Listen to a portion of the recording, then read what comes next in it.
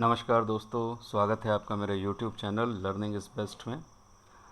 Video number 6 learn Python का और Python fundamental का ये पार्ट 4 है। ये आखिरी पार्ट है पाइथन फंडामेंटल्स का। टॉपिक में जाने से पहले आइए आज का जो मैसेज है उसको देखते हैं। आज स्वर्गीय श्री लाल बहादुर शास्त्री जी की जयंती है, उनका जन्मदिवस है और उनका कथन है, अपने देश की आज़ादी की रक्षा करना केवल सैनिकों का काम नहीं बल्कि ये पूरे देश का कर्तव्य है। आइए इसी जज्बे के साथ अपने टॉपिक पर चलते हैं। आज जो टॉपिक मैंने कवर किया है वो है variable and assignment, creating a variable, multiple assignments, assigning same value to the multiple variables, assigning multiple values to multiple variables, variable definition and dynamic typing. These all are related to variable. Next जो part है वो है बहुत important part Python का, simple input and output, reading numbers, possible error when reading numeric value, output through print function, features of the print function.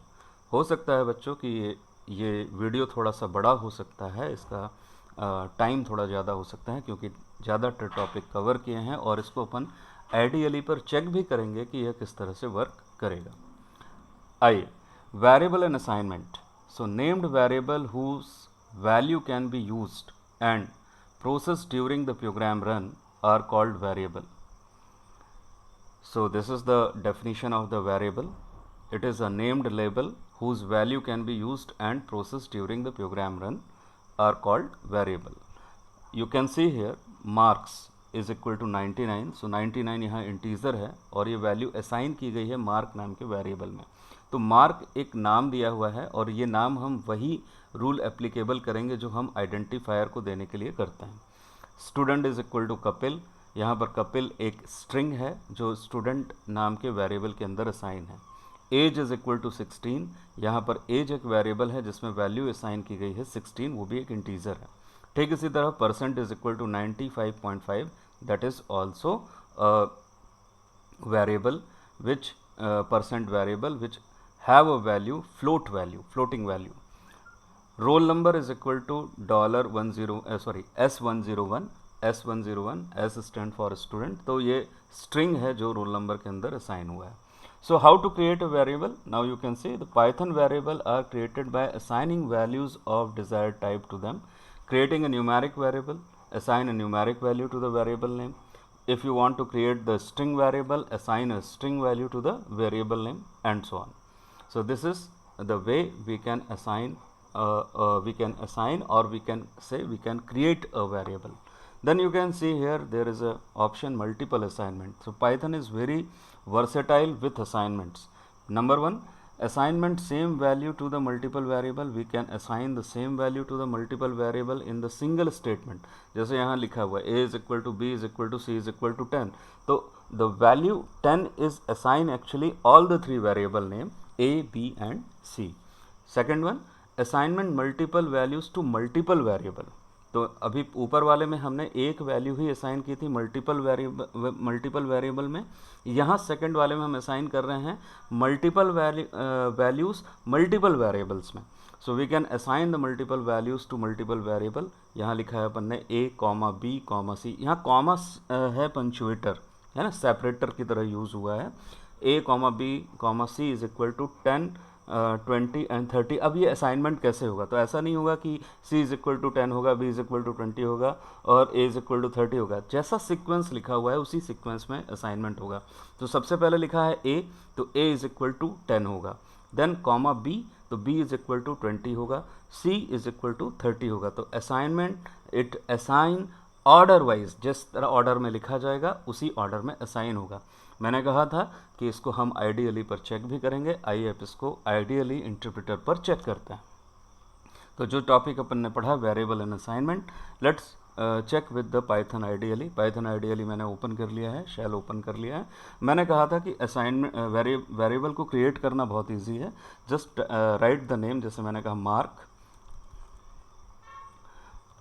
कोई भी case में लिख सकते हैं, ओनली वैलिड आइडेंटिफायर नेम होना चाहिए।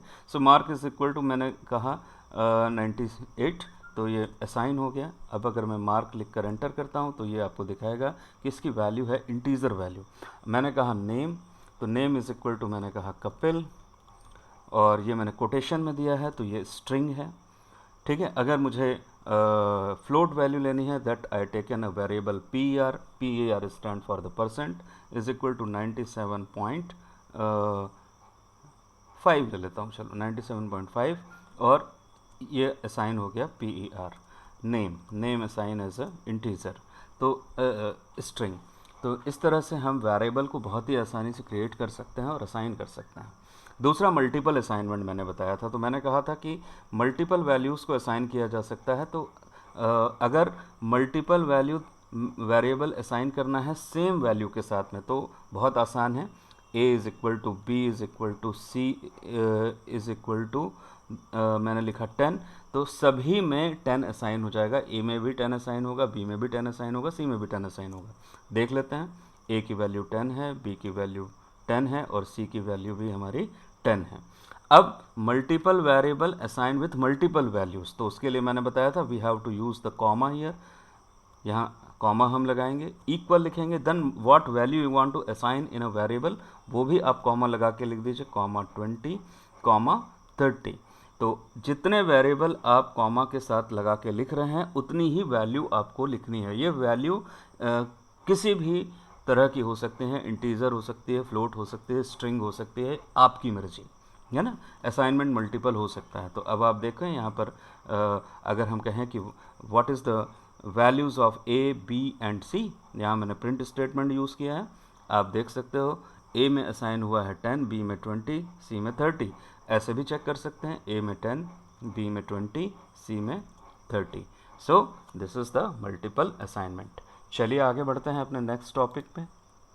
द नेक्स्ट टॉपिक यही है जो मैंने आपको डिस्कस किया था, example of the multiple assignment. मैंने कहा था A is equal to B, इस तरह से हम कर सकते हैं। यहाँ पर कुछ कोड लिखे हुए हैं, let's see the code and output. So यहाँ x, y is equal to 20 और 50 लिखा हुआ है, तो मैंने बताया था असाइनमेंट ऑर्डर में होता है। तो यहाँ x की वैल्यू होगी 25 और y की वैल्यू होगी 50, तो प्रिंट x y करने पे हमको क्या मिलेगा, 25 एंड 50। मगर अगर यहाँ ऑर्डर हम चेंज कर दें, अभी हमने वैल्यू असाइन कर दी है, अब हम लिख रहे हैं x, y is equal to Y, x, तो x इज इक्वल टू हो जाएगा y और y इज इक्वल टू हो जाएगा x। तो y की वैल्यू थी पहले 50 और x की वैल्यू थी क्या, 25। तो अब यहाँ हो जाएगा x is equal to Y means x is equal to 50 and y is equal to 25। तो when we print x, y we will get 50, 25। ये हैश यहाँ पर जो मैंने यूज़ किया है that is a comment, in line comment है। मैं बता रहा हूँ कि आउटपुट क्या है, it's just a comment, nothing else. अब इस सेकंड वाले अपन कोड को देखते हैं। यहाँ अपन ने लिखा है a, b, c is equal to 5, 10 and 7। तो ऑर्डर में सीक्वेंस में असाइन हो जाएगी वैल्यू, a की वैल्यू हो जाएगी 5, b की वैल्यू हो जाएगी 10 और c की वैल्यू हो जाएगी 7। अब फिर से देखिए यहाँ पर ऑर्डर चेंज किया हुआ है, दिया हुआ है b, c, a। तो b में जो वैल्यू होगी वो होगी a प्लस 1। तो a की वैल्यू क्या थी 5, तो 5 प्लस 1 हो जाएगी 6, तो b में असाइन हो जाएगा 6। फिर c की वैल्यू यहाँ पर क्या थी 7, तो मगर असाइनमेंट क्या हुआ है c is equal to b plus 2, तो b की वैल्यू थी 10 और 10 प्लस 2 क्या हो जाएगी 12, तो c में असाइन हो जाएगा 12। और a is equal to c minus 1, तो c की वैल्यू थी 7 और 7 माइनस 1 हो जाएगी 6, तो a में असाइन हो जाएगा 6। तो जब हम प्रिंट a, b, c करेंगे तो ये वैल्यू होगी 6, 6, 12। तो इसको हम आइडियली पर एक बार चेक कर लेते हैं। इससे पहले इन प्रोग्राम्स को भी देख लेते हैं एक बार। अब लिखा है यहाँ पर p, q is equal to 3, 5। बहुत है, बढ़िया है। अब यहाँ पर नेक्स्ट लाइन में लिखा है, यानी कि p की वैल्यू 3 है और q की वैल्यू 5 है। p is equal to p minus 2, तो p माइनस 2 यहाँ पर वैल्यू क्या हो जाएगी, p की वैल्यू थी 3 माइनस 2, यानी कि q इज इक्वल टू हो गया 1, r इज इक्वल टू हो गया p क्या था 5, 5 प्लस 2 और 5 प्लस 2 r की वैल्यू जो हो जाएगी वो हो जाएगी आपकी p प्लस 2। तो p की वैल्यू थी हमारी 3 और 3 प्लस 2 हो जाएगी हमारी 5। तो आर की वैल्यू हो जाएगी 5, और प्रिंट जब हम करेंगे तो पी क्यू आर प्रिंट करने पे वैल्यू आएगी 3, 1 एंड 5। तो इस तरह से ये वैल्यू को मल्टीपल असाइनमेंट के एग्जाम्पल्स हैं जो हम पाइथन आईडीएलई पर देख लेते हैं। चलिए इसमें से कोई एक देखते हैं, अपन लास्ट वाला देखते हैं कि ये किस तरह से रन होगा, है ना। तो इसको मैं कॉपी कर लेता हूँ, इस वाले पार्ट को मैं कॉपी करता हूँ और अपन चेक करते हैं कि वो पाइथन आईडीएलई पर किस तरह से रन होता है। चलिए आइए, चलिए मैं लिख ही देता हूँ यहाँ पर x, x is equal to 2030 लिया हुआ है। तो let's check it with ideally x, x is equal to 20, 30, ये मैंने स्टेटमेंट ले लिया। Now value of x is last value x की अब क्या होगी, एक्चुअली 30 होगी। ये ध्यान देना कि x की वैल्यू पहले 20 असाइन हुई मगर बाद में x इज इक्वल टू 30 लिखा, तो x की नेक्स्ट वैल्यू हो गई 30। तो फाइनली x की वैल्यू अभी 30 है। फिर हम कह रहे हैं y, है ना, y is equal to x plus 10, x plus 20। तो अब देखते हैं यहाँ पर क्या वैल्यू आती है, y is equal to x plus 10, x plus 20। तो फाइनली x की वैल्यू थी हमारी 30, है ना। तो y में पहले वैल्यू गई x प्लस 10, तो 30 प्लस 10 इज़ 40, मगर नेक्स्ट टाइम y में वैल्यू गई x प्लस 20 यानी 30 प्लस 20 तो 50। Now the finally the value of y is 50। तो x की वैल्यू आपकी है 30 और y की वैल्यू है आपकी 50। आप चेक कर सकते हैं यहाँ सही लिखा है, सही लिखा है, तो 30 and 50। So now we have to go for the next topic. Next topic बहुत ही इंपॉर्टेंट है, वो है input function. What is input function? Input function is very very important. अभी तक हमने वेरिएबल के अंदर असाइनमेंट किया हुआ था, मगर अब हम चेक करेंगे कि हम नंबर्स वेरिएबल के अंदर कंसोल इनपुट कैसे कर सकते हैं, यानी हम खुद इनपुट करें। तो उसके लिए जो सिंटेक्स है वो बहुत सिंपल है, वो है variable to hold the value, यानी कि हम वेरिएबल का नाम देंगे, इक्वल लगाएंगे और इनपुट फंक्शन यहाँ पर हम यूज़ करेंगे। यहाँ हम फंक्शन यूज़ करेंगे इनपुट, और इनपुट के अंदर जो भी मैसेज हम डिस्प्ले करना चाहते हैं वो मैसेज हम लिख देंगे। जैसे यहाँ लिखा हुआ है name is equal to input, what is your name. तो जब हम ये लिख करके एंटर करेंगे तो आपसे पूछेगा व्हाट इज़ योर नेम। आप अपना नाम टाइप करेंगे या जो भी नाम टाइप करेंगे वो स्टोर हो जाएगा वेरिएबल नेम के अंदर, है ना। अब ये वर्क करता है या नहीं करता है, चलिए आइए इसको चेक करते हैं। नीचे कुछ एग्जांपल और दिए हैं, जैसे लिखा हुआ है age is equal to input enter your age. तो जब हम एंटर करेंगे तो ये हमसे पूछेगा कि आपकी एज क्या है, what is your as, enter your age. तो हम एज एंटर कर सकते हैं, एज हम नंबर में इनपुट कर सकते हैं या जैसे भी हम इनपुट करना चाहें कर सकते हैं। आइए इसको भी आइडियली पर चेक करते हैं कि ये किस तरह से इनपुट फंक्शन वर्क करता है। इनपुट फंक्शन वर्क करने के लिए मैंने कहा we have to write the input command. सबसे पहले तो हम वेरिएबल लेंगे, तो वेरिएबल का नाम हमने ले लिया name, and name is equal to मैंने लिखा इनपुट, और इनपुट लिखने के बाद मैं यहाँ मैसेज लिखूँगा, मैंने लिखा एंटर योर नेम। ये मैसेज है और ये मैसेज प्रिंट होगा जब हम लिखकर एंटर करेंगे। तो ये देखिए एंटर योर नेम लिख करके आ गया। अब मैं अपना नाम लिख देता हूँ यहाँ पर, माय नेम इज़ तुषार। पूरा लिखने की ज़रूरत नहीं, मैंने लिखा तुषार। तो जब मैं नेम वेरिएबल लिखूँगा, एंटर करूँगा, तो आप देखेंगे कि वो नाम को प्रिंट कर रहा है। That means it will print the value which I entered in the console. Console में जो वैल्यू मैंने इनपुट की है वो इनपुट करेगा। अब मैंने कहा एज, तो एज इज़ इक्वल टू भी मैं यहाँ इनपुट फंक्शन यूज़ कर रहा हूँ और इनपुट करके लिख रहा हूँ एंटर। मैसेज आप जो लिखेंगे वही प्रिंट होगा, ये ध्यान रखना है। एंटर योर एज, और एंटर योर एज लिख करके मैंने एंटर किया। अब ये एज पूछ रहा है एंटर योर एज, तो मैंने एंटर किया 45। सो माई एज इज़ 45, तो ये एंटर हुई 45। सो इस तरह से हम इनपुट फंक्शन का यूज़ करते हैं। बस हमें कुछ चीज़ें ध्यान रखनी है। इनपुट फंक्शन जब हम यूज़ करते हैं तो इनपुट फंक्शन में नोट करने वाली जो सबसे इंपॉर्टेंट चीज़ है कि input function always return value of string type. चाहे आप एज एंटर करो नंबर्स में, मगर वो लेगा उसको स्ट्रिंग में ही। So when we try to perform an operation on a data type, it's not suitable for it, dividing or multiplying a string, Python raises an error, and that error is called type error, and Python cannot add an integer to a string. Python string में value integer को नहीं रख सकता है। इसको ideally पे मैं बताता हूँ कि ये इस स्टेटमेंट का क्या मीनिंग है। जैसे मैंने यहाँ पर age is equal to input किया और मैंने इनपुट किया 45। Now what is my age, my age is 45। आप देखेंगे ये इसको भी स्ट्रिंग में बता रहा है। एक फंक्शन है टाइप जिससे हम देख सकते हैं कि आपके वेरिएबल का डेटा टाइप क्या है, तो ये है क्लास str। अब अगर मैं लिखता हूँ एज +1 तो ये एरर देगा और इस एरर को हम कहेंगे टाइप एरर, क्योंकि जब मैंने वैल्यू एंटर की इनपुट फंक्शन से तो वो स्ट्रिंग के फॉर्मेट में हुई, वो नंबर के फॉर्मेट में नहीं हुई है। यानी कि यहाँ ये ध्यान रखना है कि when we input using the input function whatever value we are inputting it is a string, it is not any other integer value और फ्लोट वैल्यू, है ना। अब इस प्रॉब्लम को कैसे सॉल्व करें, how to solve this problem. So next topic है हमारा कि नंबर्स को कैसे रीड करते हैं।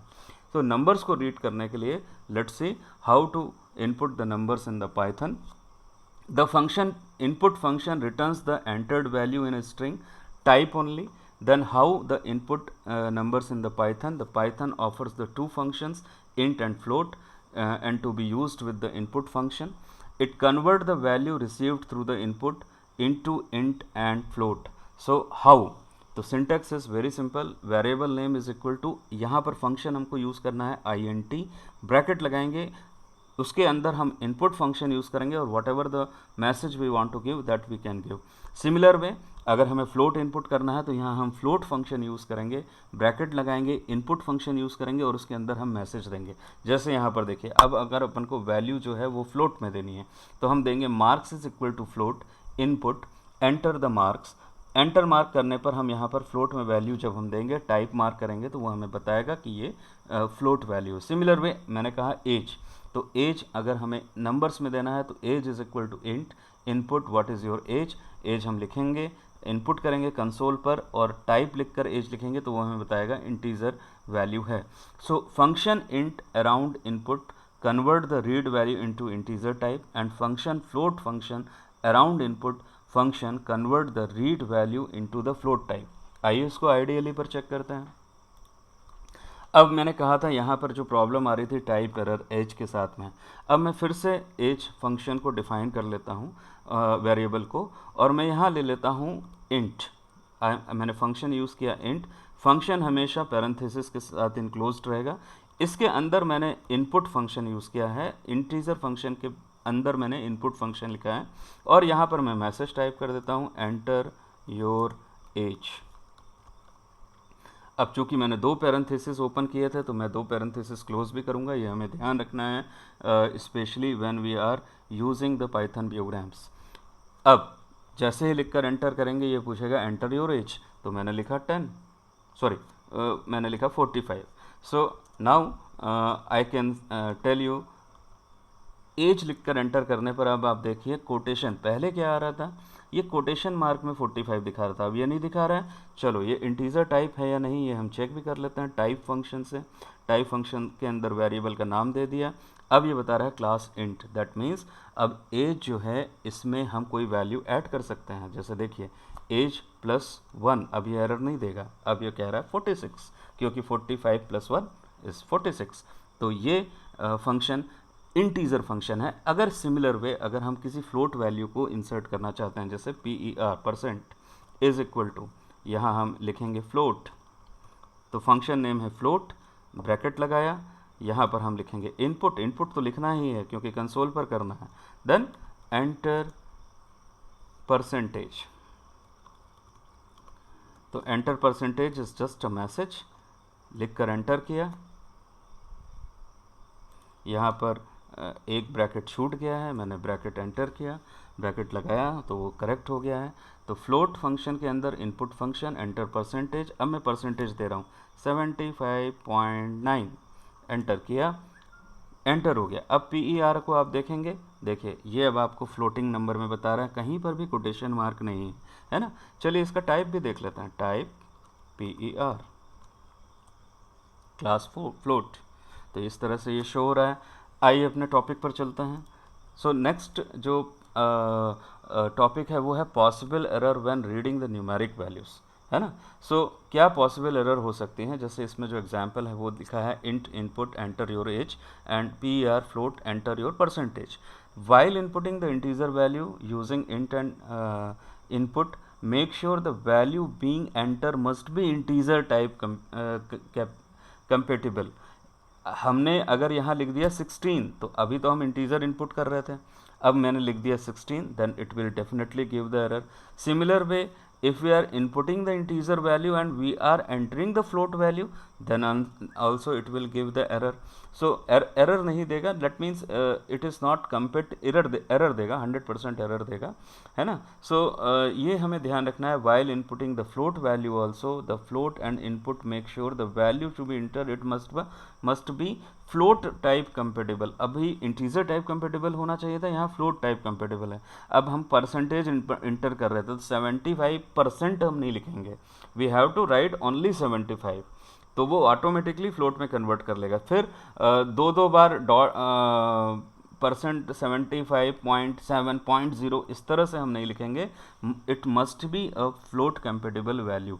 इसको चेक कर लेते हैं आइडियली पर। अभी अपन ने देखा था, अपन ने यहाँ बनाया था, इंटीजर वैल्यू भी ली थी, तो अपन जब इंटीजर एज कर रहे थे तो अपन इसी स्टेटमेंट को फिर से कर लेते हैं, कौन सा, age is equal to enter your age, है ना।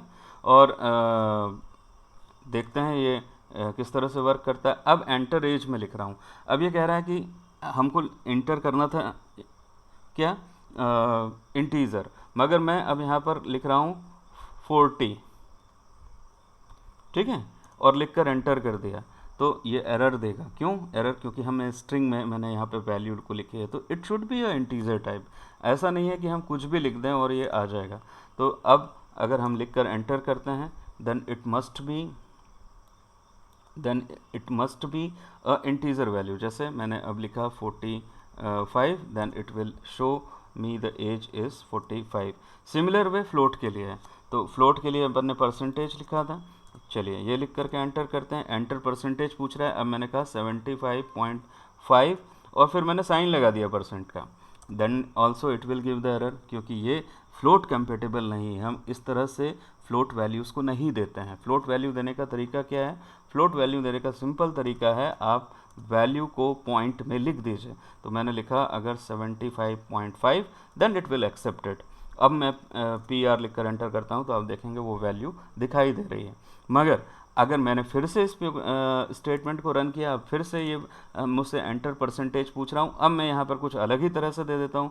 मैं यहाँ पर वैल्यू दे रहा हूँ 75.5.68, that is also not float compatible. जब मैं लिख कर एंटर करूँगा तो ये वैल्यू एरर देगी। तो this is the thing we have to must ensure when we are inputting the values. जब हम इनपुट कर रहे हैं वैल्यू, तो हमें ये इंश्योर होना चाहिए कि ये किस तरह से वर्क करेगा। आइए अपने नेक्स्ट टॉपिक पर चलते हैं। Then we have a next topic is output with print. This is a very very important. अभी अपन ने इनपुट देखा था, अब हम प्रिंट फंक्शन देखते हैं कि प्रिंट फंक्शन किस तरह से वर्क करता है। The print function of the Python is a way to send output to standard output device which is normally monitor.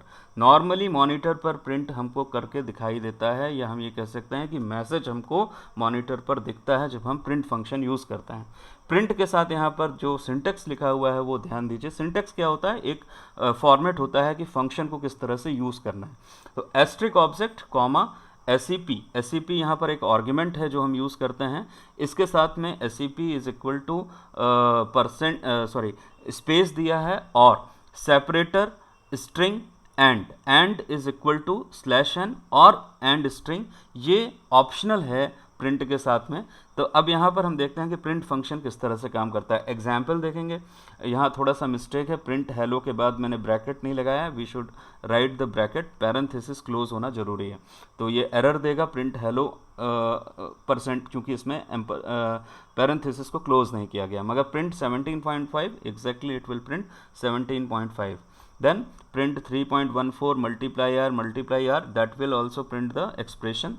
Print Python is wonderful, that will print the message Python is wonderful. Print sum of 2 and 3 is 5, ये print होगा।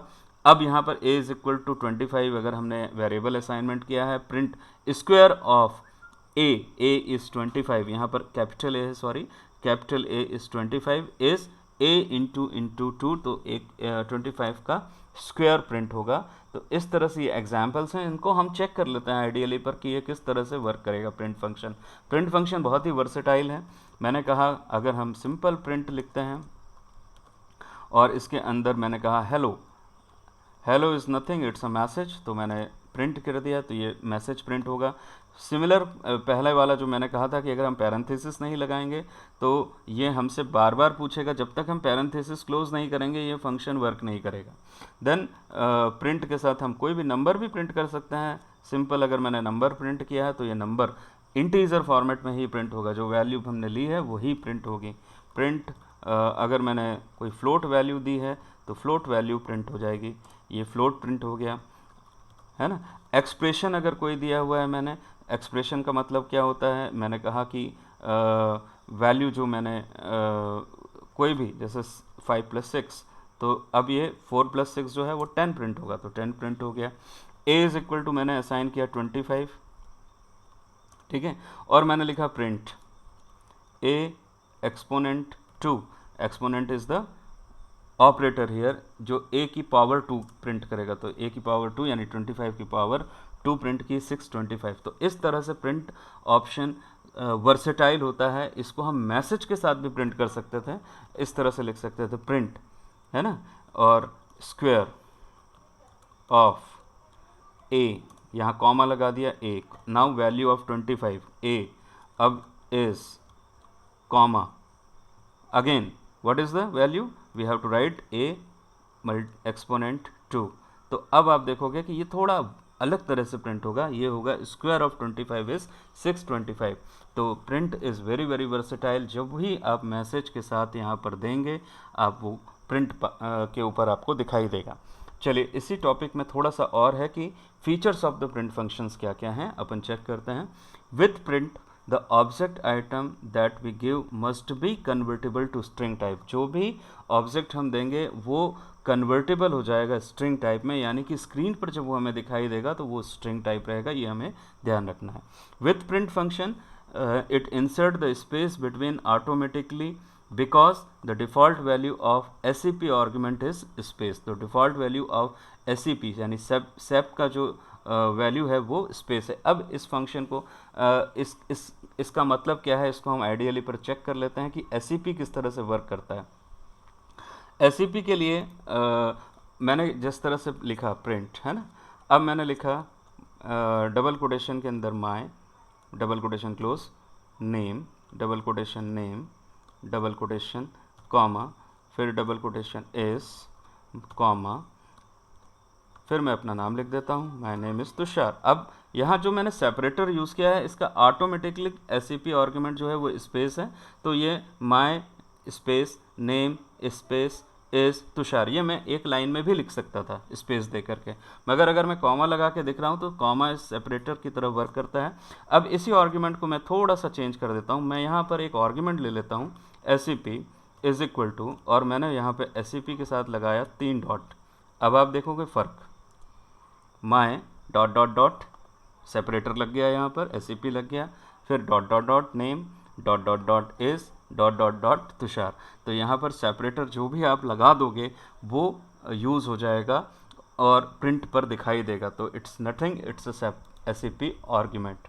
Then third one is a print function without any value of name or expression print the blank line, यानी कि अगर हमने यहाँ पर print function लिखा है प्रिंट तुषार और उसके बाद सिंपल प्रिंट लिखा हुआ है, तो ये ब्लैंक लाइन शो करता है। आप देखेंगे कुछ भी प्रिंट नहीं हुआ मगर एक लाइन का स्पेस आ गया, तो ये ब्लैंक लाइन शो करता है। A print function, the default value of AND argument is new line character and SCP argument is space। अब न्यू लाइन के साथ AND के साथ अगर आप हैश देंगे तो यहाँ पर ये I am my name is Tushar hash I am working in KVS आएगा। अगर AND नहीं लगा रहे हैं तो automatically it will give in the new line. चाहिए इसको देखते हैं आइडियली पर, तो इसको बहुत सिंपल है, आइडियली पर हम कैसे देख सकते हैं।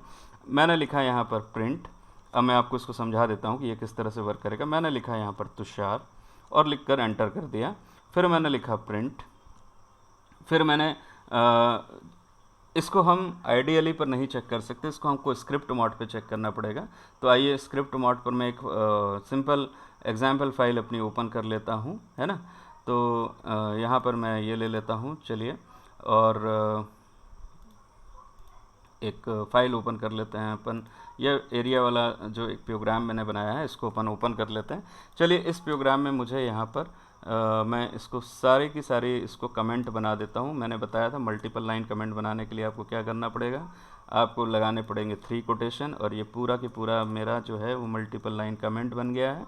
और अब मैं यहाँ पे अपना एग्जाम्पल लिख सकता हूँ। तो मैंने लिखा प्रिंट और मैंने लिखा तुषार, उसके बाद मैंने लिखा फिर से प्रिंट, फिर मैंने लिखा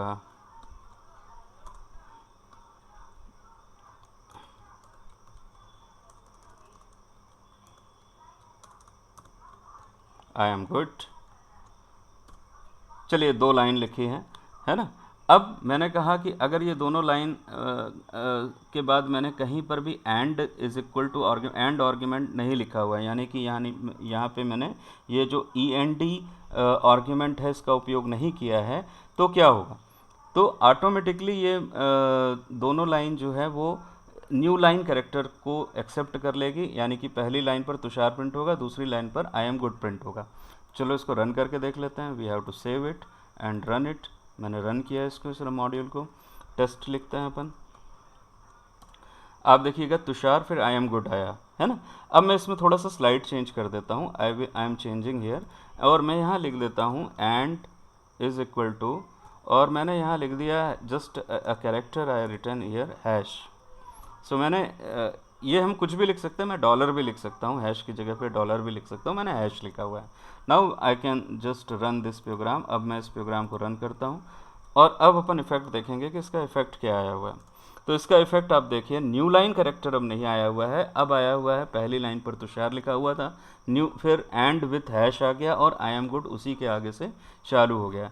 तो हमेशा ध्यान रखिए कि प्रिंट फंक्शन एक वर्सेटाइल फंक्शन है, and a print function of the default value of the end argument is new line character /n and SCP argument is the space, है ना। अगर SCP हम दे रहे हैं तो नहीं दे रहे हैं तो ऑटोमेटिकली वो स्पेस ले लेगा, और अगर एंड आर्ग्यूमेंट नहीं दे रहे हैं तो ऑटोमेटिकली वो न्यू लाइन कैरेक्टर ले लेगा और नई लाइन से ही हमारा नेक्स्ट प्रिंट ऑप्शन शुरू हो जाएगा।